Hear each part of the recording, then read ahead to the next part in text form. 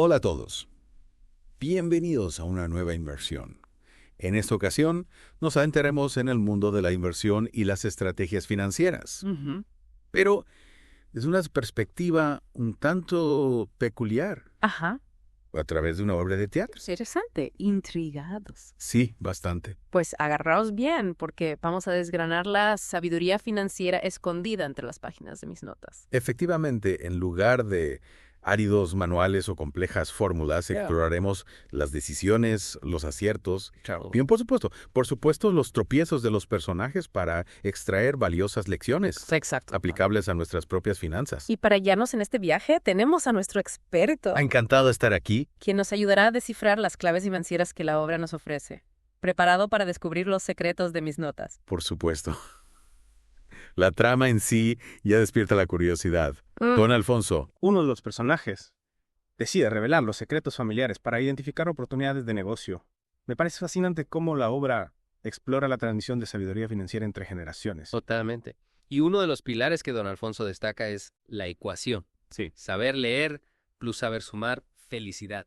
¿Qué crees que se esconde tras esta fórmula aparentemente simple? Don Alfonso nos está dando una pista fundamental. La alfabetización financiera es la base de la felicidad. Saber leer en este contexto implica comprender la información financiera que nos rodea, desde las noticias económicas hasta los informes de las empresas. Saber sumar, por otro lado, Sí. se traduce en la capacidad de manejar los números, entender conceptos básicos como el interés compuesto o la rentabilidad Ajá. y realizar cálculos para tomar decisiones informadas. Me gusta esa interpretación. Y es interesante cómo la obra contrasta la sabiduría de don Alfonso con la situación de su sobrino, Carlos. Un inversor de éxito que, a pesar de su riqueza material, se encuentra luchando contra la desilusión y la depresión. ¿Qué nos dice esto sobre la relación entre el dinero y la felicidad? El caso de Carlos nos recuerda que el dinero, por sí solo, Mm. no garantiza la felicidad. La obra nos invita a reflexionar sobre la importancia del bienestar personal y emocional, Sí. a menudo eclipsados por la búsqueda incesante de ganancias financieras. Cierto, mis notas también nos introduce el concepto de ciclos económicos a través de una analogía muy visual. La hierba, los conejos y los zorros. Me gusta. ¿Podrías explicarnos cómo esta metáfora ilustra las fluctuaciones del mercado? Es una analogía brillante. La hierba representa los recursos disponibles en la economía. Entiendo. Los conejos que se alimentan de la hierba Ajá. serían las empresas. Y los zorros que cazan conejos Sí. representarían a los inversores. Cuando la hierba es abundante, la población de conejos crece, atrayendo a más zorros. Pero si la hierba escasea, la población de conejos disminuye, lo que a su vez afecta a la población de zorros. De igual forma, en la economía, la abundancia o escasez de recursos influye en el crecimiento de las empresas y, en consecuencia, en las oportunidades de inversión. Entender estos ciclos es crucial para tomar decisiones más inteligentes y adaptarnos a los cambios del mercado. fascinante. Y para ilustrar la importancia de la diversificación, la obra introduce el concepto de el chalet de la sierra. ¿En qué consiste esta analogía y cómo se relaciona con nuestras inversiones? Imagina que construyes un chalet en la sierra.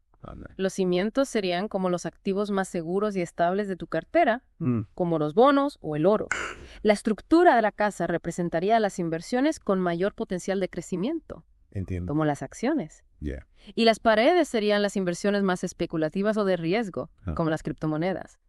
Al diversificar, construimos un chalet financiero sólido y equilibrado, capaz de soportar las inclemencias del mercado. Una imagen muy clara, sin duda. Hablando de aprender a través de la experiencia, ¿Sí? mis notas nos presenta El Mercader, un juego que los personajes utilizan para practicar la negociación y la toma de decisiones financieras. ¿Crees que este tipo de enfoque, más lúdico, puede ser efectivo para mejorar nuestra educación financiera? Absolutamente. Aprender jugando a través de la gamificación puede ser mucho más atractivo y efectivo que la teoría pura y dura. Nos permite experimentar las consecuencias de nuestras decisiones en un entorno seguro y, a la vez, desarrollar habilidades prácticas como la negociación, la gestión del riesgo y la toma de decisiones estratégicas. Me parece una idea genial. Y la obra no se queda ahí, sino que explora diferentes tipos de inversión. Oro, bienes raíces, acciones de empresas, bonos e inversiones extranjeras. ¿Qué te parece si repasamos cada una de ellas y analizamos sus particularidades? Me parece una excelente idea. Comencemos con el oro. Espérate. Antes de adentrarnos en cada tipo de inversión, Vale, creo que sería útil para nuestros oyentes comprender algunos conceptos básicos que la obra menciona, como el cálculo de la depreciación de una propiedad o el coste de una transacción de acciones. ¿Qué te parece? Claro que sí.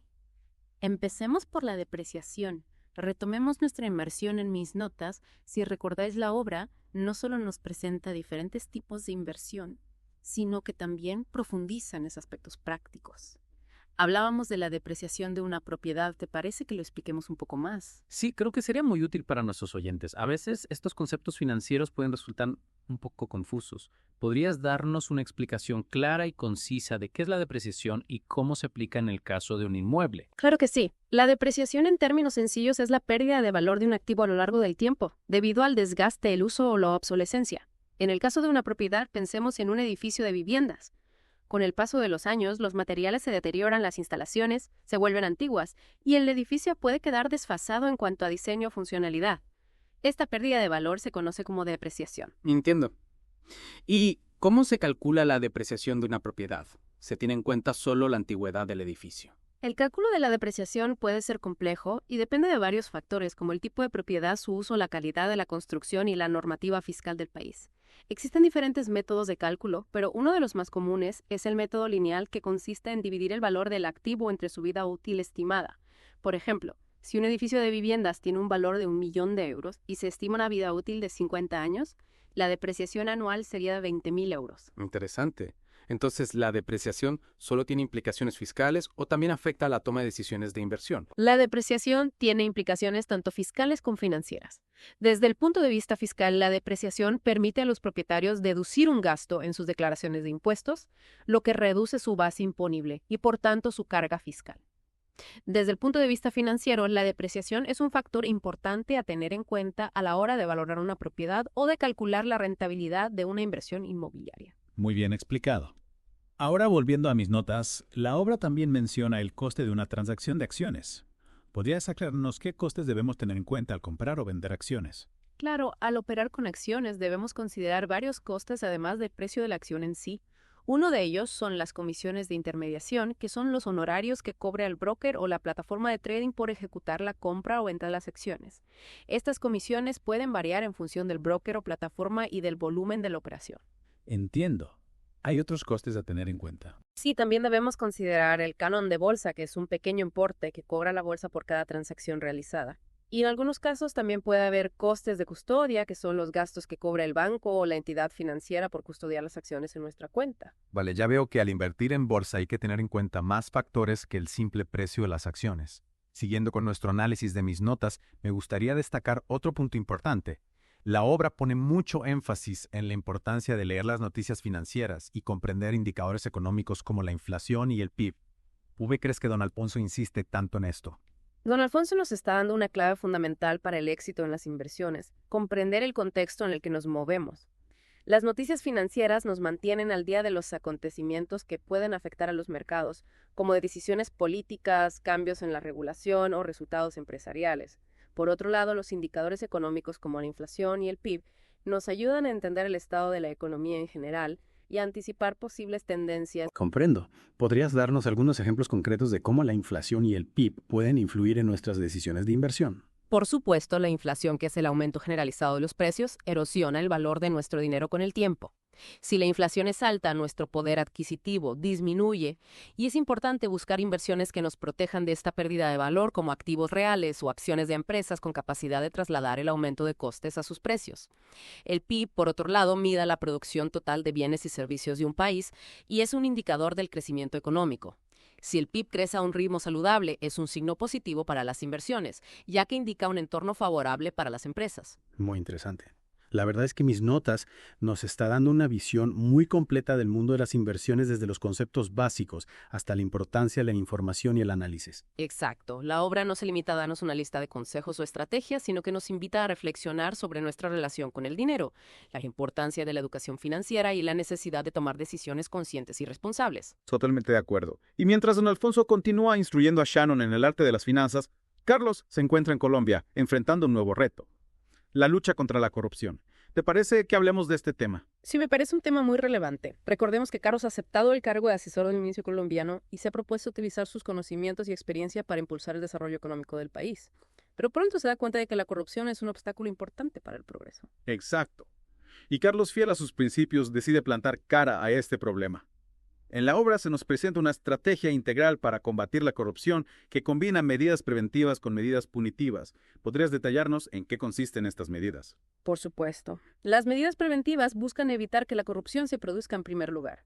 Entre ellas se encuentran la transparencia en la gestión pública, el acceso a la información, la rendición de cuentas, la simplificación de trámites burocráticos y el fortalecimiento de las instituciones de control. Entiendo. ¿En qué consisten las medidas punitivas? Las medidas punitivas se aplican cuando la corrupción ya se ha producido y buscan sancionar a los responsables y disuadir a otros de cometer actos similares. Entre estas medidas se encuentran el endurecimiento de las penas, la confiscación de bienes obtenidos ilícitamente, la inhabilitación para ocupar cargos públicos y la cooperación internacional para perseguir a los corruptos. Es interesante cómo la obra nos presenta la lucha contra la corrupción como una batalla en varios frentes, donde la prevención y la sanción son dos caras de la misma moneda. Exacto, Carlos nos enseña que para combatir la corrupción de forma efectiva se necesita un enfoque integral que abarque todos los ámbitos de la sociedad, desde las instituciones públicas hasta el sector privado y la ciudadanía en general. Y mientras Carlos lucha por la transparencia y la justicia en Colombia, Shannon se enfrenta a un dilema moral en Londres. Recordemos que ha decidido invertir una importante suma de dinero en el holding creado por Carlos y sus amigos, pero la investigación de las autoridades británicas sobre la procedencia de los fondos ha puesto en jaque su inversión. ¿Qué opciones se le plantean a Shannon en este momento? Shannon se encuentra en una encrucijada. Por un lado, puede seguir adelante con la inversión, confiando en la honestidad de Carlos y sus amigos, y esperando que la investigación de las autoridades británicas no encuentre irregularidades. Por otro lado, puede optar por la prudencia y retirar su dinero protegiendo su patrimonio, pero renunciando a la posibilidad de obtener grandes beneficios. Una decisión difícil, sin duda. ¿Qué factores crees que Shannon debería tener en cuenta a la hora de tomar una decisión? En este tipo de situaciones es importante sopesar los riesgos y las oportunidades. Shannon debe evaluar la confianza que tienen Carlos y sus amigos, la solidez del proyecto del holding y la probabilidad de que la investigación de las autoridades británicas tenga un impacto negativo en la inversión. Y por supuesto también debe considerar sus propios valores y principios.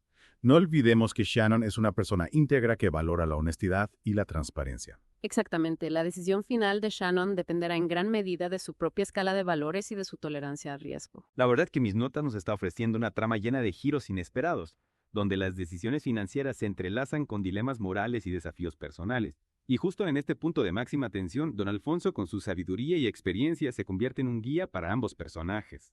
Sí, don Alfonso se convierte en un mentor para Shannon y Carlos, ofreciéndoles consejos y apoyo en un momento crucial de sus vidas. Les recuerda la importancia de mantener la calma, de analizar la situación con objetividad y de tomar decisiones alineadas con sus valores. Y nos demuestra que la verdadera riqueza no reside solo en el dinero, sino también en la sabiduría, la integridad y las relaciones humanas. Exacto. Don Alfonso personifica la idea de que el dinero es una herramienta que puede utilizarse para bien o para mal y que la clave está en utilizarlo de forma responsable y ética. Muy bien, creo que hemos cubierto muchos puntos interesantes en esta segunda parte de nuestra inmersión en Mis Notas. Hemos analizado conceptos financieros como la depreciación y los costes de las transacciones de acciones, hemos explorado la importancia de la información y los indicadores económicos y hemos reflexionado sobre los desafíos éticos que plantean la corrupción y la toma de decisiones financieras. ¿Te parece que en la próxima y última parte de nuestro análisis nos centremos en la resolución del dilema de Shannon y en el desenlace de la aventura colombiana de Carlos? Me parece una excelente idea. En la tercera parte de nuestra inmersión descubriremos si Shannon decide seguir adelante con su inversión y si Carlos logra superar los obstáculos que se interponen en su camino para impulsar el desarrollo de Colombia. Os esperamos. Retomamos nuestra inmersión en Mis Notas, con Shannon debatiéndose entre la confianza en sus amigos y la seguridad de su inversión. Una decisión muy complicada donde se entremezclan las emociones y la lógica financiera. Exacto. Y para añadir aún más presión, sus propios socios le dan la espalda, intentando aprovecharse de la incertidumbre para que retire su dinero y se una a ellos. Sin embargo, Shannon demuestra una gran entereza. En lugar de ceder al miedo, decide seguir su propio camino. Claro, confiando en su intuición y recordando las enseñanzas de don Alfonso sobre la importancia de la investigación y la diversificación. Mientras tanto, Carlos se encuentra en Colombia luchando contra la corrupción y por el futuro del proyecto del holding.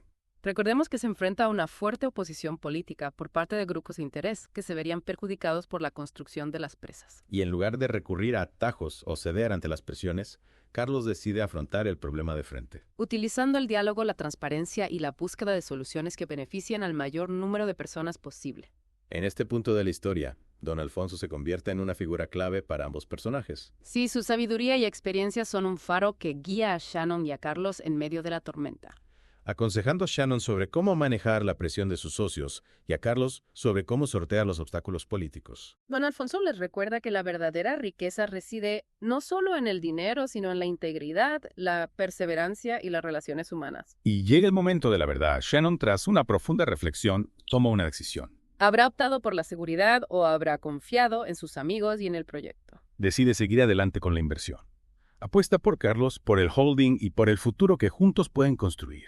Qué emocionante, una decisión valiente que demuestra la confianza de Shannon en sus amigos y su convicción en el proyecto. Y su valentía se ve recompensada. Las autoridades británicas concluyen la investigación sin encontrar irregularidades. El holding sale a bolsa con gran éxito y la inversión de Shannon se multiplica exponencialmente. Pero más allá de las ganancias financieras, lo importante es que Shannon ha demostrado su lealtad, su capacidad de análisis y su fortaleza ante la adversidad. Su experiencia es una lección de vida que nos enseña a no dejarnos llevar por el pánico y a confiar en nuestro propio juicio. En Colombia, Carlos también cosecha éxitos. Su perseverancia, su compromiso con la ética y su habilidad para la negociación dan sus frutos. Logra el apoyo del gobierno y de los grupos de interés para sacar adelante el proyecto del holding, convirtiendo un proyecto aparentemente imposible en una realidad que impulsa el desarrollo económico de Colombia y genera empleo y oportunidades para miles de personas. Mis Notas nos ha llevado de la mano por un viaje fascinante donde las finanzas, la ética y las relaciones humanas se entrelazan en una trama llena de aprendizaje y emociones. Una obra que nos invita a reflexionar sobre nuestras propias Mis Notas, sobre las lecciones que hemos aprendido a lo largo de nuestro camino y sobre cómo podemos aplicarlas para construir un futuro mejor. ¿Qué os ha parecido esta inmersión?